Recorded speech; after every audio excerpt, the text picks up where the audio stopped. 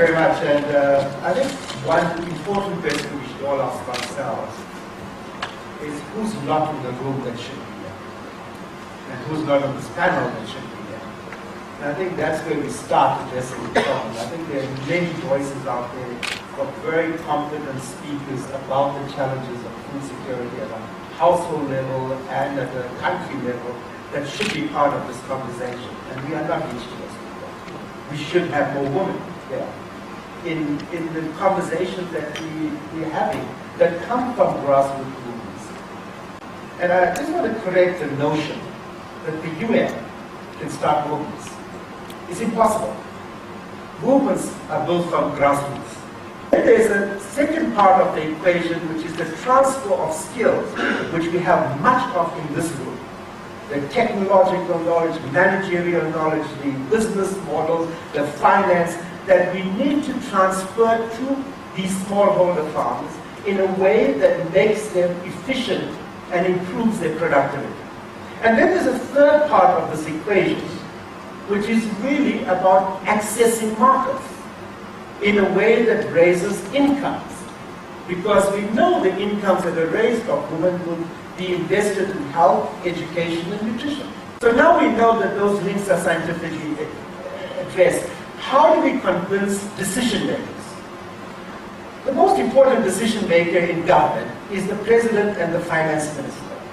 Now we know to get more resources allocated from government towards the supply side measures that empower women in agriculture. We know today undernutrition has an impact on the competitiveness of a country. It clips off 3% of GDP growth if it is not addressed. We know at an individual level, an individual will lose 10% of their earnings. We know today and can calculate that if you have to treat hypertension and cardiovascular diseases later in life, the healthcare system will be under enormous strain.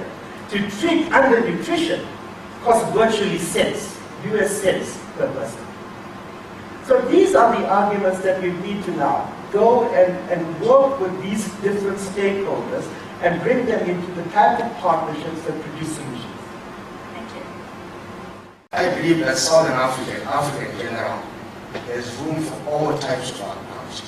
So let's not be unilateral and say it's only going to be this. Large scale, we are all to play, medium scale, small scale, subsistence. All can coexist and can harness their mentalities to go together. I'd love to take that point up. The question that has been raised is, what does the farmer need? That is not rocket science. They need water, they need land, they need extension services, they need seed, they need power, they need irrigation. And if you look at the land reform policy in South Africa, which I was part of when I was a part of the cabinet, it's a disaster today. Recently there was a big controversy about Walmart coming into this country. And anyway, it happens, and they acquire one of the biggest wholesale distributor of products. But part of the obligations of them is to develop the inputs, the supply of their inputs. And how can you acquire new inputs play a role in developing the back end, which is the farmer that you represent? And how can we do it in a way that can be scaled up? You go, and I've been to areas in Haryana and Punjab that used to be the food baskets of India. They're barren dust bowls today, where you can't plant much. And if you really look at the statistics today of suicides of farmers in India, probably 30 a month. Why are they committing suicide?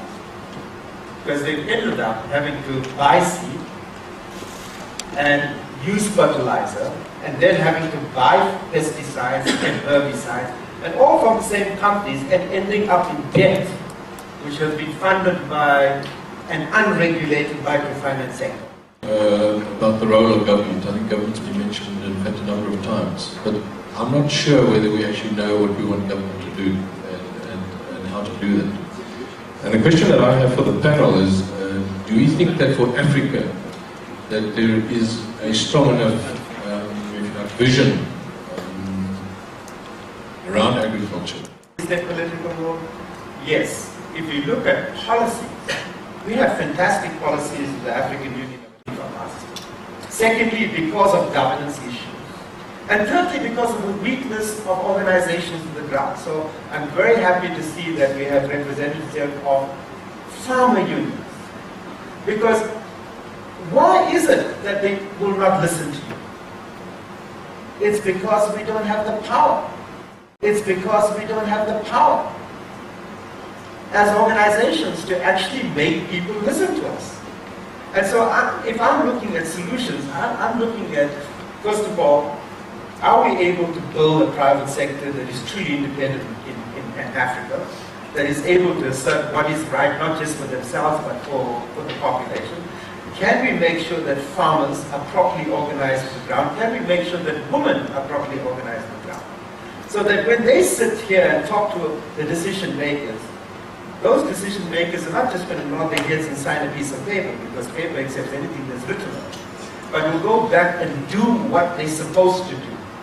And I think that's our challenge today. I don't think we're there.